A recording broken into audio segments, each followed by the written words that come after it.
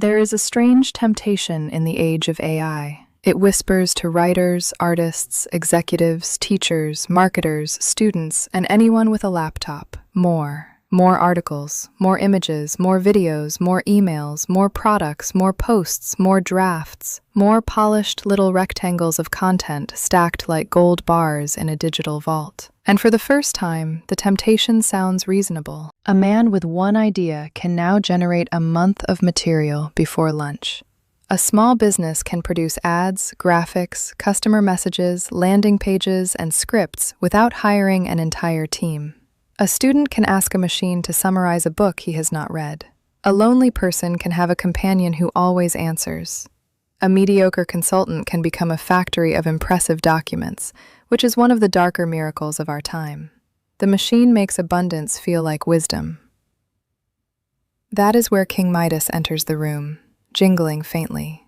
Midas is one of the oldest warnings about wealth without judgment. He is a king who gets exactly what he asks for. And that is the horror of the story. He does not fail because the gods deny him.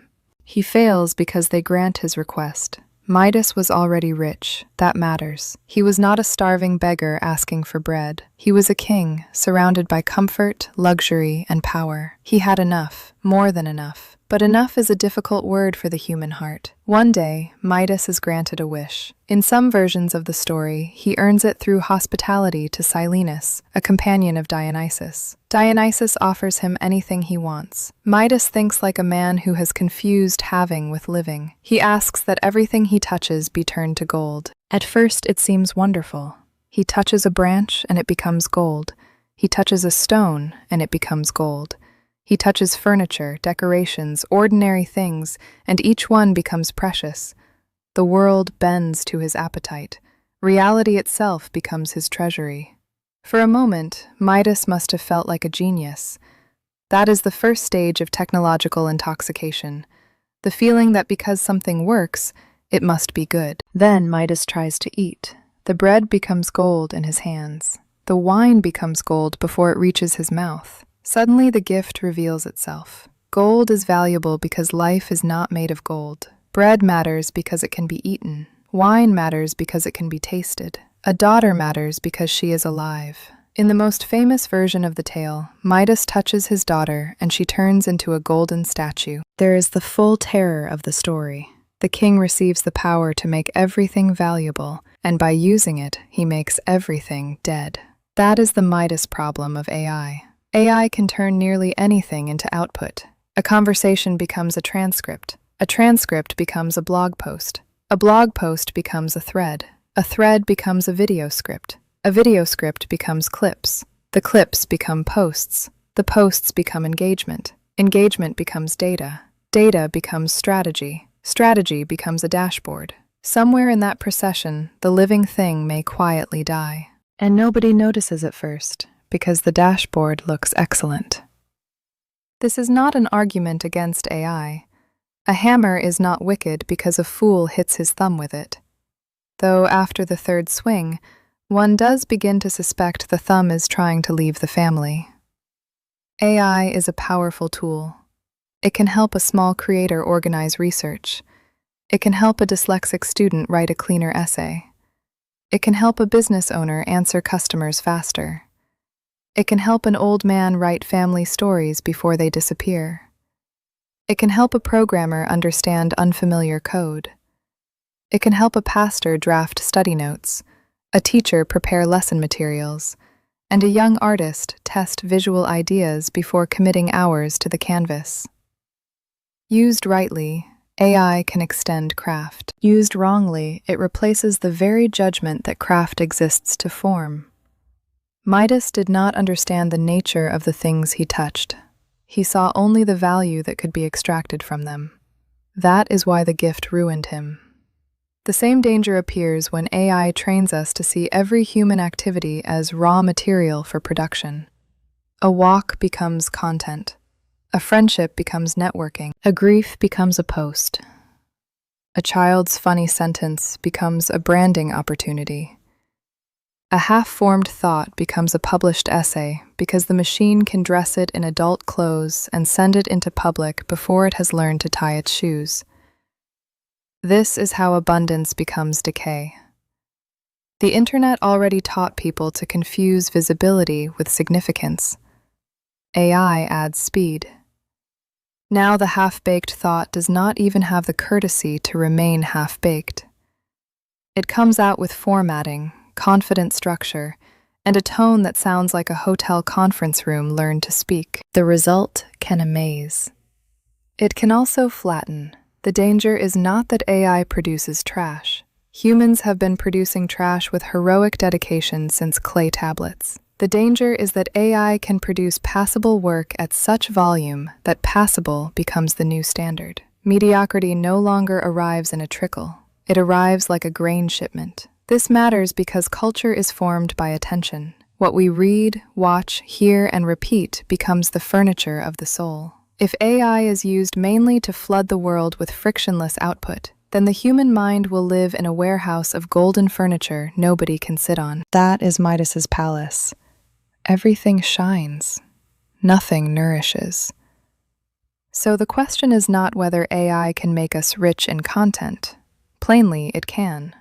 The better question is whether it can help us make things worth keeping. There is a difference between output and offering. Output asks, how much can I produce? Offering asks, what deserves to exist? That second question is older, sterner, and far more human. It is the question of the craftsman, the parent, the teacher, the builder, the priest, the poet, and the serious citizen. It requires taste. It requires restraint. It requires the willingness to delete what technically works because it has no soul in it. AI does not remove that responsibility.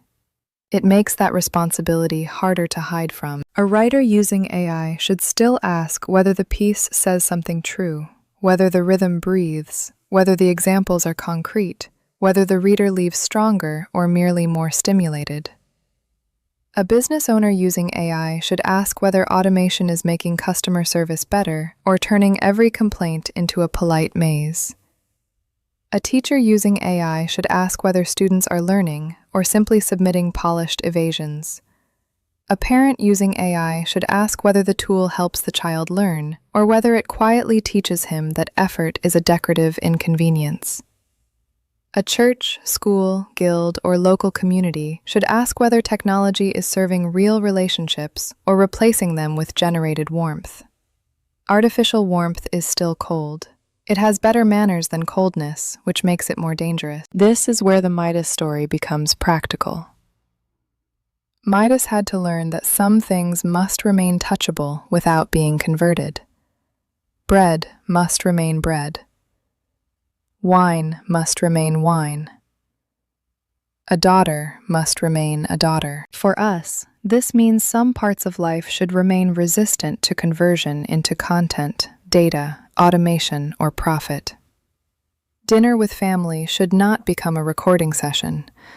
Prayer should not become audience development. Friendship should not become a funnel. Reading should not become mere extraction. Art should not become only production. The human person should not become a prompt. AI can help us with many tasks, but it cannot decide what ought to be loved. That remains our burden, and also our greatness. The tragedy of Midas is that he had a kingdom, but lacked a hierarchy of goods. He knew gold was valuable. He forgot that life was more valuable. He understood price. He forgot order. Modern people are in the same danger. We have tools that can multiply words, images, voices, and plans. Yet multiplication without order becomes clutter. Multiplication without taste becomes slop. Multiplication without moral judgment becomes power in the hands of appetite. A civilization does not become greater because it can make more things faster. It becomes greater when it knows which things deserve patience. That is the lesson of Midas for the AI age. Use the machine, make the draft, generate the outline, test the image, automate the routine task. Let the tool carry the bucket when the bucket needs carrying, but do not ask it to become your hunger, your judgment, your taste, your conscience, or your love. Those are not technical functions. Those are human offices. And when human offices are abandoned, something else always occupies the chair. Usually something with excellent posture and no heart. Midas finally begs to be freed from his gift. He is told to wash in the river Pactolus, and the golden touch leaves him.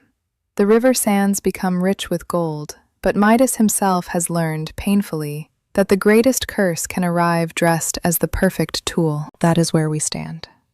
AI offers a golden touch. It can make more of almost anything. The task now is to decide what should remain alive. This has been Guildrim. Stay human in the age of AI.